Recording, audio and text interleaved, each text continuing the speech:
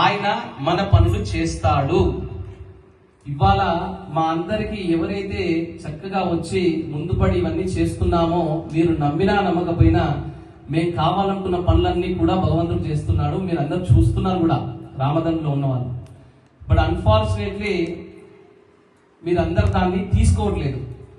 నా బాధ ఏంటంటే, మీరు తీసుకోవాల్సిన వాళ్ళందరూ కూడా చాలా మంది చక్కగా భజనకు వస్తున్నారు, 40 మంది వస్తున్నారు, కానీ తీసుకోవాల్సినంత మీరు తీసుకోవట్లేదు.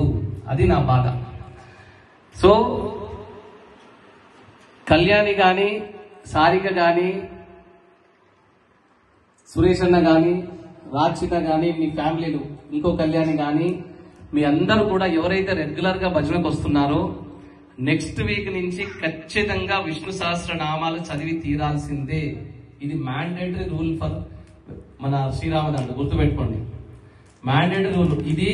మీరు చదవాలి, మీ పిల్లలతో చదివించాలి. నెక్స్ట్ ఇయర్ వరకు మీరు చూడండి, దాని అర్థం తెలుసుకుంటూ బుక్ లో రాసుకుంటూ మీరు చదవగలిగితే మీ జీవితాలు మారిపోతాయి, మీ కుటుంబం జీవితాలు మారిపోతాయి, మీ తరతరాలు అదృష్టంలోకి వెళ్ళిపోతారండి. నేను మాటల్లో మీకు చెప్పలేకపోతున్నాను, నా ఫీలింగ్ నేను చెప్పలేకపోతున్నాను, అది గుర్తుపెట్టుకోండి. గుడిలోకి నీళ్లు వెళ్తున్నాయి, ఆ నీళ్లు తీర్థంలాగా బయటకు వస్తున్నాయి. మనం వండిన పులిహోర గుడిలోకి వెళ్తుంది, అది ప్రసాదం లాగా మారి వస్తుంది బయటికి.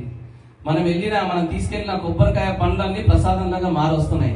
కానీ గుడిలోకి వెళ్ళిన మనుషులు మనం మాత్రం బయటికి అలాగే వస్తున్నాం, మార్పు రావట్లేదు.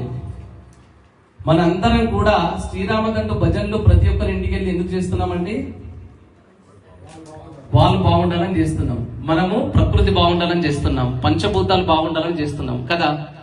మరి అలాంటిది విష్ణు సహస్రనామాలు కూడా దానికి దారబోసిన రోజు మీ జీవితంలో అసలు మాటల్లో చెప్పలేనంత అనుభూతి కలుగుతుందండి. ఈ 998 జీవితాలు అలా కరిగించుకుంటూ వచ్చాం మనము.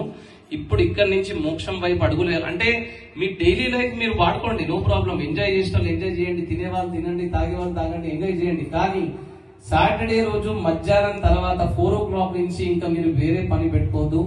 విష్ణు సహస్రనామాల్ని మాత్రం ఎట్టి పరిస్థితుల్లో మిస్ చేయొద్దు. నెక్స్ట్ వీక్ నుంచి నేను సపరేట్ గా ప్రతి కుటుంబానికి ఫోన్ చేసి మరి చెప్తానండి. ఇది ప్యూర్లీ మీ గురించి చెప్తున్నాం, మళ్ళీ చెప్తున్నాను. పిల్లలు మీరు అందరూ కూడా విష్ణు సహస్రనామాలు చదివి తీరాల్సిందే, గుర్తుపెట్టుకోండి. యాక్చువల్ గా ఇవాళ అంటే భగవంతుని వైపు మనం అడుగులు వేస్తే భగవంతుడు మన వైపులు ఎట్లా అడుగులు వేస్తాడనేది 2 అద్భుతమైన మంచి విషయాలు జరిగినాయి. అది నేను చెప్పాలనుకున్నాను కానీ అవి మొత్తం కంప్లీట్ గా పూర్తి కాలేదు. ఒకవేళ నిజమైతే